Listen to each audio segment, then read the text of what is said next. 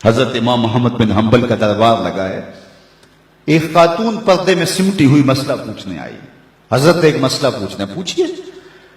کہا کہ میں سوت کاٹتی ہوں، دن کو بھی کاٹتی ہوں اور رات کو بھی. جب چاندنی راتیں ہوتی ہیں تو میں رات کو سوت کاٹتی ہوں، لیکن دن کا سوت اور رات کا سوت الگ الگ ہوتا ہے.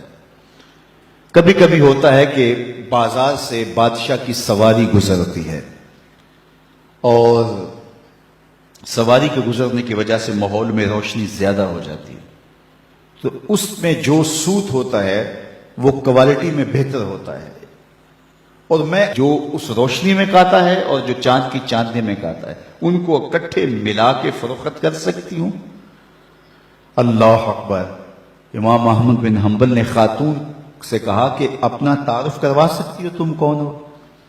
اس خاتون نے کہا سائل کی ذات نہیں پوچھی جاتی، آپ مفتی ہیں، فتویٰ دیجئے. فرمایا نہیں، بعض مسائل ایسے ہوتے ہیں کہ سائل کی حیثیت سے مسئلے کی نوعیت بدلتی ہے، آپ کو بتانا پڑے گا کہ آپ کون ہیں. اس نے کہا میں بشر حافی کی ہمشیرہ ہوں. کہا خاتون تمہارے لیے جائز نہیں ہے. امام الشاہ احمد رضا خان فاضل بریلوی علیہ رحمہ ایک دعوت پہ تشریف لے گئے تو اس نے انواع و اقسام کی چیزیں رکھی. تو شوربہ بھی رکھا تو آپ نے تھوڑا سا شوربہ چکھا تو اتنا لذیذ تھا کہ جی چاہا کہ شوربہ پیوں. تو صاحب دعوت کو بلایا، کہا کہ اگر تم اجازت دو تو میں شوربہ پی سکتا ہوں. اس نے کہا حضرت یہ سب کچھ رکھا ہی آپ کے لیے. کہا نہیں، شوربے کا عرف معقول ہے، مشروب نہیں. شوربہ کھایا جاتا ہے، پیا نہیں جاتا، اس کا عرف معقول ہے، مشروب نہیں. تم نے شوربہ تیار کیا ہے کھانے کے لیے، سالن کے طور پہ، اور اگر میں پی لوں اور میرے دیکھا دیکھی باقی بھی پینے لگے تو شوربہ تو ایک جھٹکا بھی نہیں لے گا اور تمہیں شرمندگی ہوگی. اس لیے میں اگر پینا چاہتا ہوں تو میں آپ سے اجازت لینے کا پابند ہوں، اس لیے کہ میں عرف سے ہٹنے لگا ہوں. اور ہم سب کچھ ہڑپ کیے جا رہے ہیں اور ہم صوفی ہوتے ہیں، ہم غوث زماں ہوتے ہیں.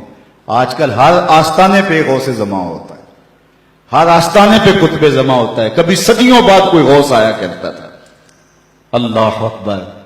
کیسا طوفان بدتمیزی مچا ہوا ہے اور کیسے القابات کی بے توقیری ہو رہی ہے. ہر لئی میں رازدار دین چھپے. اقبال نے کہا ہر کمینہ دین کا رازدان بن کے بیٹھ گیا ہوا ہے.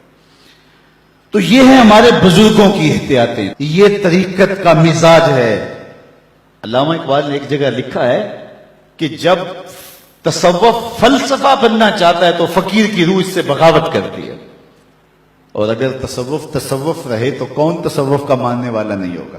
آج گلی گلی جو صوفیاء اور اولیاء اور تصوف کے خلاف لوگ بولتے ہیں، انہوں نے جو تصوف دیکھا ہے انہیں بولنا چاہیے.